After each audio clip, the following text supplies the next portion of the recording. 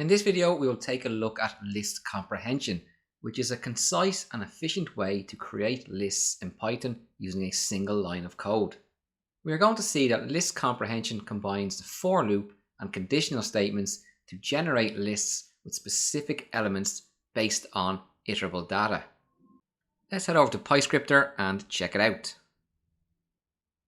Let's define the basic syntax of list comprehension. List comprehension is wrapped with square brackets. We have an expression which represents the operation or value to be computed for each element from the iterable. We then have a for loop for item. The item represents the variable that takes each value from the iterable, just like in a for loop. We have in and the iterable. The iterable can be a list, a tuple, a dictionary, or any other iterable data type. We can also have an optional condition, and this condition is something that returns true or false. So it might be membership, a logical operator, or a comparison operator, for example. I'll put a comment in front of this, and I will also add it as text in the video, just so we can refer back to this basic list comprehension syntax. Let's first do an example using the normal for loop. We'll create a variable called country and we'll set that equal to Ireland.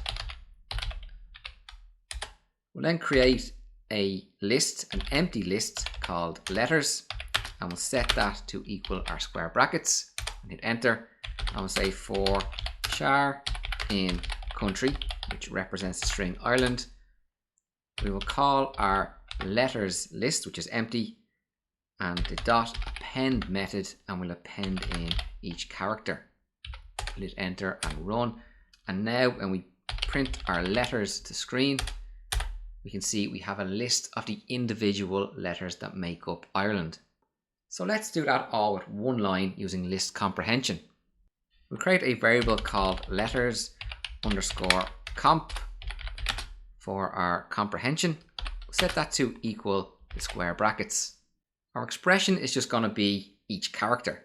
So char, then we enter our for loop. So for char in our iterable, which is our country variable.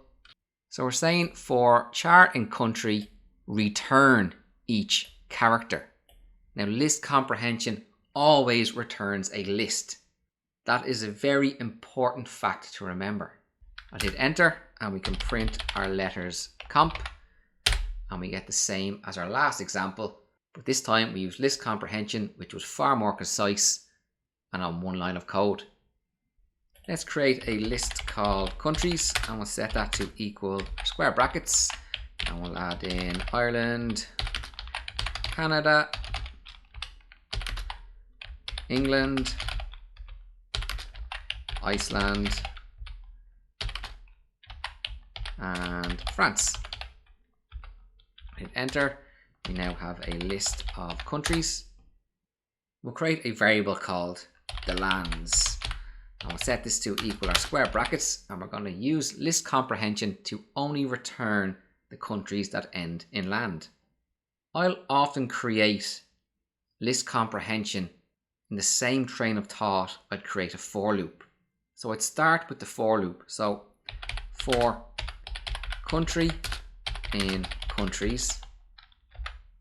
With the for loop, you'd put your colon and hit enter, or go on to the next line, and you might say if country dot, we're going to use ends with, I'm going to supply in land. This is an if statement, returns true or false. You'd have your colon and hit to a new line. You might want to do something then with the country variable, but with list comprehension, we just want to return each country that satisfies our condition. Now when I hit enter and print the lands, we can see we got Ireland, England, and Iceland. Canada and France were omitted, and we can see it was a list that was returned. Now often you might just want the first or even the last element of the list returned, you just simply have to put the index at the end of the list comprehension. Here we'll get the first, and hit enter. The lands will return Ireland. Now it is not a list this time. The list comprehension returned the list, and then we use the index to access the individual element. So Ireland was returned as a string object. Let's do another example. We'll create a list called populations, and we'll set that to equal just some numbers: 5,000, 250,000, 1.5 million, 25,000, 250, and 100,000. We'll hit enter. We now have a list of populations. We'll create a variable called high population, and we'll set that to equal our square brackets. We'll begin with the train of thought of a for loop. So for pop in populations, if the pop is greater than or equal to 100,000, now we go back to the start of our list comprehension. We want to return the population, which is the pop variable. We'll hit enter, and we'll print high population to screen, and we can see it was limited to those that were greater than or equal to 100,000. So pop was our expression, item was the variable for the for loop, populations was the iterable, and if pop greater than or equal to 100,000 was the optional condition. We'll do something slightly different. We'll create a variable called caps underscore countries, and we'll set it equal to our square brackets.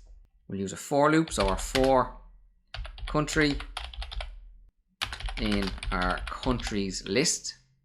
I want to return the expression country dot upper, and we'll put in the parentheses. So for each country in our countries list, our countries consist of Ireland, Canada, England, Iceland, and France. We are going to return the upper case for all of these strings. We'll hit enter, and we'll print our caps countries to screen, and we can see that we processed this data to be all capital letters for each country name. So we can see here why the start of list comprehension is an expression, because you can perform manipulations on the data. A couple more examples. This time we're going to use a dictionary as the iterable. We'll create a dictionary called country underscore dict, and we'll set this to equal our curly braces. We'll use a key of Ireland and a value of 5.05 million to represent the population. We'll use France with a population of 64.07, and we'll go with Canada with a population of 37.78. We'll hit enter. We now have our dictionary. We'll create a variable called countries, and we'll set this to equal our square brackets. We are going to return a list of tuples that contain the country name and the population. So say for country and pop in our country dict dot items, not item, items, we want to return a tuple, and this tuple will contain the country name and the population value that is returned from iterating through the country dictionary. Hit enter. So we're expecting to see a list that contains tuples that contain the country name and the population in each tuple. We'll print our countries to screen, and we can see we got Ireland and 5.05, France and 64.07, Canada and 37.78, all in our tuples. And of course, list comprehension returned those as tuples in a list. You could also use an expression. So let's overwrite our countries variable and set it equal to our list comprehension again. And we'll say for country pop in our country dict.items if the population, the pop, is greater than 25 million. Now we put in our expression. We want tuples again, and we want the country variable and the population variable. We'll hit enter and print countries to screen, and we can see that 2 countries satisfied a population greater than 25 million, and that was France and Canada. So they were the only 2 returned as our tuples. In this video, we took a dive into list comprehension. List comprehension offers 3 advantages: readability, efficiency, and expressiveness. List comprehension is a concise and readable way to create lists compared to traditional for loops. They are also efficient in terms of performance and memory usage, and they also allow you to express complex transformations and filtering operations in a single line of code.